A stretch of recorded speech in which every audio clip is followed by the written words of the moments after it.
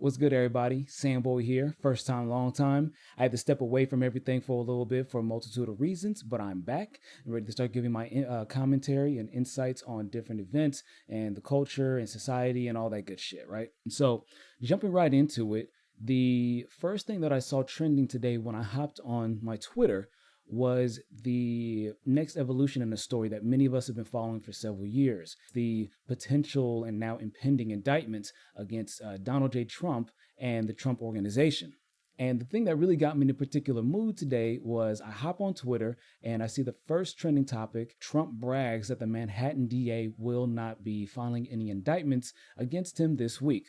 You know, Donald J. Trump has been sued in many different civil matters, like his Trump University, or saying certain deals he had with contractors and whatnot, or not treating employees right, and some of those have saying gone against him. But criminal charges have been far more elusive. They call him Teflon Don, because he's been able to skirt by without facing any real liability for the crimes that he has committed, before and after his presidency, or excuse me, before and during his presidency. So yeah, this information got me in a particular mood, but saying that I'm somebody who pays attention to the news. I pay attention to the commentary. I pay attention to all this shit. And I know that the first thing that you do whenever you hear any bit of information, whether it confirms what you believe or goes against, is you got to check your sources, and you got to double check that the message that is being delivered to you is the full, that you're getting as much of the information available, as you possibly can. And wouldn't you know it, that Donald J. Trump not being included in the indictments coming down from the Manhattan District Attorney this week is not as big of an issue or concern as it came off as, because these indictments are specifically targeted at the Trump organization as well as certain individuals within it, and we're going to get into that in just a second. So, as the Palmer report reports, and yes, there's issues with Palmer report, and I'm going to get into this because it relates to another discussion about bias and double checking sources and all of that good stuff. What they had to say. Yes, New York is going to criminally indict Donald Trump after it indicts the Trump organization. And this is from today, June 28th, right? It's Donald J. Trump, him behind bars in this photo, these shitty ass, clip art bars. All right, so it says, now that we're just a few days or maybe just hours away from the initial criminal indictments in the New York criminal investigation into Donald J. Trump and the Trump organization, Trump's lawyers are doing what they can to muddy the waters. Unfortunately, large chunks of the mainstream media are eagerly taking the bait. Trump's lawyers are claiming they've been told by New York prosecutors that Donald Trump himself won't be indicted in the first round of indictments.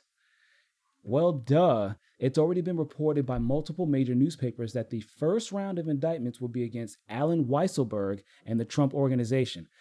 Prosecutors wouldn't be indicting a small company like the Trump organization unless it has proof that its top executives were in on a criminal conspiracy. So this is rather obviously a precursor to indicting them individually. It's not difficult to parse that this opening round of indictments is intended to shatter the Trump family financially and personally. Now, in spite of all this, Politico has published an article with the inaccurate headline, Trump lawyer, Manhattan DA won't charge former president. And that was one of the first things that I saw. I think that, when I started seeing that from Politico, I was like, okay, this has a little more gravity than if it was just coming from Breitbart or, the Federalist or, Alex Jones or say Roger Stone or any other, somebody in the Trump family or his prosecutor or his lawyers, right? So that's what gave it a little bit more gravity, because Politico, for their biases towards the establishment, the status quo, they do, for the most part, from what I can tell, tend to focus on shit that can be, verified, that's truthful, right? It still gives them a certain, gives their words, their reports, a certain level of gravity. But as they point out in the Palmer report, this is given off the false impression that Donald Trump won't be indicted at all, just like Trump's lawyers were hoping would happen when they issued their trickily worded statement. Is that a word? Trickily? Yeah, that's how you can tell that this is like an independent, mostly, in the domain of social media, news commentators. This is not something that say real reputable, journalists, investigators, saying will use their trickily worded statement about Donald Trump not being included in this round of indictments. CNN quickly parodied the political headline on air, further spreading this false information. And here's the last thing I'll say before talk about Palmer Report a little more. Months ago, Palmer Report warned everyone that once the initial indictments were set to come down in this investigation, the media would likely try to drum up controversy and ratings by falsely implying that the initial indictments would be the only indictments. Sure enough, the media is now doing precisely that. As always, your job is to push back against this ratings-driven histrionic nonsense and demand that the media be more honest in its reporting. That's so funny to go for like, it's like, oh, after that, using that word trickily, which is like something that like a fourth grader would use when they can't, saying, remember, just use the word tricky, saying that they have to go and use one of these $10 academic words with histrionic. But in any case, that's the Palmer Report. And the thing with Palmer Report is that they are a left-wing, independent, I guess, news source. News source. And it's ran by this dude, Bill Palmer, who funds it, through ads and I think through his own investment and whatnot. Now, the issue that comes up now in knowing that, hey, that, these first indictments are going to be against the Donald Trump organization, that of course they're not going to include him directly, but that they could possibly open the door to giving them more leverage, to actually, focusing on him, because they've already been perusing, through his information, the tax records, they finally got those and whatnot. And then after you start going through his organizations and you find other people that could possibly flip on him or have more sensitive information, that'll make the jobs, their job a little bit easier. But now I want to shift gears and talk a little bit more about like biases and influence and the need to always double check your sources and how there's always going to be some type of bias at play. So in this thread, a dude named Ed Greenberger, I guess apparently he's won multiple Emmy and Murrow Awards. I don't know what Murrow Awards are. Let me check what those are. The Murrow Awards are I guess they're supposed to recognize outstanding achievements in electronic journalism. And they've been doing so since 1971. Okay. Interesting. Well, anyway, so this dude is one, he's respected in journalism circles and media circles. He's a longtime news anchor, a YouTuber. He's invented a board game. He's a dad. He talks about sports and what. And the funny thing is, a lot of people will complain about seeing, I'm not saying that he is, but a lot of people will complain about like, oh, do you have to put your ethnicity? Or do you have to put your sexuality? Do you have to put these pronouns and shit in here? And then it's like, so do you really, do we really need to know that you're a board game inventor or that you're a dad, you're a husband and shit? It's like everybody's playing identity politics. So anyway, so this dude gets up here on Twitter and he says that there's lots of misinformation about Politico's story on the Manhattan DA not charging Trump individually. The facts, it comes from Trump's lawyer, not the DA. That's that statement saying that the DA won't do it. It came from Trump's lawyer saying that like, hey, Donald Trump's not going to be indicted. He's good to go. But even the lawyer said that it applies to a first indictment of the Trump org. I'm going to go into another article in just a second that details this. So Trump could be charged later, right? On the other hand, on the other side, there are some left-leaning Twitterers who would have you believe it's a fact Trump will be indicted. It's not. Palmer Report blocked me over this today. So the thing with Palmer Report is I enjoy, Palmer Report, because for the most part, because they talk about things that are related to, left-wing interest or progressive interest. I'm a left-wing progressive person. And so, things like, yeah, so it's like, feed me, basically, right? However, this is when that other part of me that's just as critical of conservatives or critical of pseudoscientific forces or reactionary forces, I have to, have prudence and double check, them. So I go into my favorite news bias site called Media Bias Fact Check. And it's exactly what it sounds like. You type in, different media sources and they will tell you if they, how transparent they are, where they sit on the bias, from left wing to right wing, if there's, pseudoscientific conspiracy theory based to questionable sources, satirical, etc. Right. And really like my go-to source for this shit. I go down the Palmer Report and I find Not surprisingly that they get a left-wing bias, I could tell you that. What I like about them is this site is they will give you a history or cite certain examples of when a media source, lies or fabricates information or just delivers half-truths, etc., right? And it's like, as a consumer, it's hard to really keep track of that and even have a solid memory of it. So they said that they are mixed, they get medium traffic, they have medium credibility. It's like, why would they have mixed on factual reporting and medium credibility? But here's where you get into issues, right? Look at these 4 failed fact checks, and they all are through Snopes. But I can look and see that 3 of them are related to, Russia and whatnot, right? And the connections between Donald Trump, the Trump organization, and, Russia. The Russia conspiracy shit has been overblown. But to say that there has been no influence of the Kremlin, by Putin and different forces, within, saying both camps to try to prop up Donald Trump, even as most recently, I think less than a week or two ago, Vladimir Putin decided to try to play down the January 6th siege on the Capitol, following Donald Trump's, rally and him, basically urging them to try to stage a coup against the United States government. This is important because, even though somebody, place like the Palmer Report, they will talk about things that I want to hear as a left-wing progressive person. And they do, talk about, they'll talk about certain stories that aren't getting mainstream attention, aren't getting a lot of attention.